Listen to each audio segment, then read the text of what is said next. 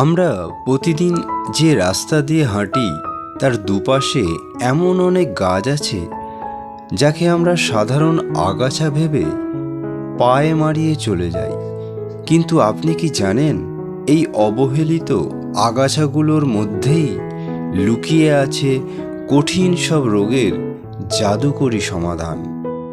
আজকে এই ভিডিওতে আমি আপনাদের এমন 5টি আগাছার সাথে পরিচয় করিয়ে দেব যা চিনলে আপনি অবাক হবেন। চলুন দেরি না করে জেনে নিই প্রকৃতির এই অমূল্য উপহারগুলোর গোপন ঔষধি গুণ। প্রথমেই যে গাছটি দেখছেন এর নাম হাতি সুর। এর ফুলের অগ্রভাগ হাতির সুরের মতো বাঁকানো থাকে বলে একে এই নামে ডাকা হয়। চর্মরোগ সারাতে এই গাছের পাতার রস জাদুর মতো কাজ করে। এছাড়াও ফোলা বা বিষাক্ত পোকার কামড়ে এর রস লাগালে দ্রুত আরাম পাওয়া যায়। যাদের কিডনি বা লিভারের সমস্যা আছে তাদের জন্য এই পুনর্নবা গাছটি প্রকৃতির এক মহৌষধ। নামের মতোই এটি শরীরকে নতুন করে সজীব করে তোলে। পা ফোলা বা শরীরের জল জমার সমস্যায় এই গাছের রস অত্যন্ত কার্যকর। এটি দৃষ্টিশক্তি বাড়াতেও সাহায্য করে। আচ্ছা, রাস্তার ধারে নীল রঙের এই ছোট্ট ফুলটি অবশ্যই আপনি দেখেছেন। একে বলা হয় কানাই বাঁশি।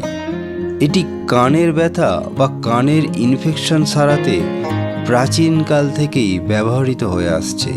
এর পাতার রস হালকা গরম করে কানে দিলে কানের যন্ত্রণা নিমেষেই দূর হয়ে যেতে পারে।